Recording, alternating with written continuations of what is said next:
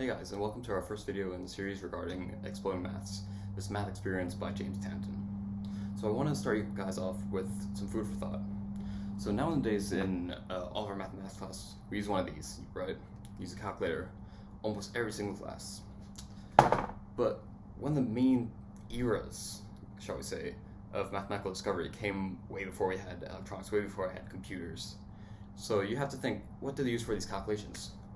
Well, they used this kind of thing called an abacus. Because we had different rolls like this, and we had beads on here. They used it to count, right? So you'd like slide a bead over here, get one there. Well, you can't quite bring this into an exam hall, right? Or at least right now.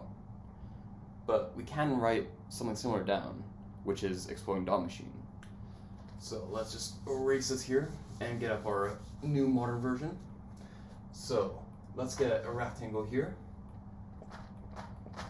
Not quite a rectangle, doesn't really fit the geometrical definition, but you know, we'll go with it. We'll say it's a rectangle, right? So let's call this a 2-1 machine, okay? So we have that, just saying what kind of machine it is, right? 2-1. And we're going in this direction here, right? So imagine when we were moving the beads over, right? So we'd move one bead over here, so we'd have one there. So let's put something there, right? So that's for the number 1, right? So let's put 1, the code for that is 1, right? We're gonna speak in this kind of code. Now, if we put another one here, right? Well, this is a 2-1 machine. So what basically it's doing is if there's 2 beads here, we transition it, we move it over here, right? So these ones explode, if you will, and we get a dot here, right? So this is the equivalent of if they had too many beads here, you know, they shift it all down, move one bead on the lower rung. So now we have, the code for 2. So we have 1 bead in here, we have none there. So let's say the code for that one, let's say that's 1, 0, right? And now we go down to 3. We add another dot. Boom, right there. Right? So that would be 1, 1, because we have 1 in there and 1 in there. Now let's get to 4. Okay? So we get another dot, right? Move it there. Boom. See, that's 2 right there, so we have to move them over. So, we get there. Ooh, it's kind of exciting right there, isn't it? See, we have 2 more here, so to move them over as well. So we get rid of those, get rid of that smudge up there. We get a dot there. See, now the code for 4 would be 1, 0, 0. Exciting stuff, right? Now, if you take computer science or you're well versed with computers, you might get what's going on here. But you know, let's get another thing. How about instead of a 1, 2 or a 2, 1, make it a 3, 1 machine, right? So now, before I move on, I just want to ask, if you pause the video, try out 13, see if you can get the code for 13 in this machine. Now let's go for a 3, 1, right? So let's section that off. We have 3, 1. For 1, we get 1. Kind of boring, right? For 2, let's see, we get another one there. Since it's a 3, 1 machine, we keep those 2 dots right there. So we just have to go 2, right? Now we get to 3. I think it's gonna get exciting. Put another one here. Ooh, that's 3 in the box here, so we have to shift them over.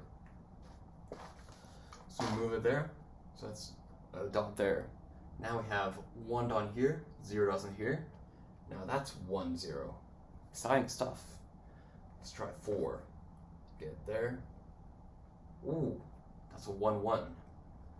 Then 5, 2, 1, or sorry, 1, 2, my apologies. For 6, get out of there. Ooh, explodes. Or back there. So then we get 2, 0, right? So now try 13. I think it's going to be a different result than here. But now, you know, 1, 2 to 1, 3 to 1. Let's go to something exciting, right? Let's go something for a 10 to 1 machine, right? So we put 1 there, We have 1, that's 1, 2, 2. Let's go a little crazy, right? How about let's put, I don't know, let's put something like 167 in there, right? So, I'm not going to bore you with putting all the dots here. Let's just write 167 in there, right? There's 167 dots there. You just didn't see it, okay? So, let's think about what we're actually doing with exploding or moving these things over. Well, we're only moving them over if there's groups of whatever number we have right here, right? So if it's 2, then if there's two, how many groups of 2 would move over here? So how many groups of 10 do you think there are going to be here, right? Well, if you do some little bit of division here, then you'll see that there's going to be 16 different groups, right? And we're going to leave 7. So 16 here. Is there going to be what's called too many dots here? Well, yeah, there's more than 10 here, and there's going to be 1 more group. Let's move that over. So 1 there.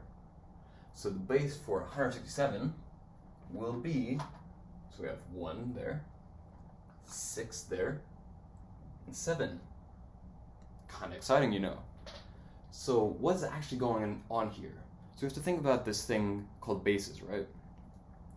So for us in the Western world, for almost the whole of history, we counted something called base 10, right? Because 10-1 machine. So basically, we have the ones column, we have the tens column, the hundreds column, right? Because if we actually look back at this is going to be for ones, this is going to be whichever tens move over here, so it's going to be tens. And then this one right here, that's when there's 10 tens, right? So that's the hundreds column. So that would be 100, 6 tens, and 7 ones. 167, right? Because 60 is just TY is short for 10, right? So it's that we talk in base 10. You might wonder why, right? Well, it's basically because of these fingers, right? We have 10 fingers in total. Now this isn't the best for marketplace. Base 12 will be a lot better, but we're not going to get into this right now. But all you need to know is currently talking base 10.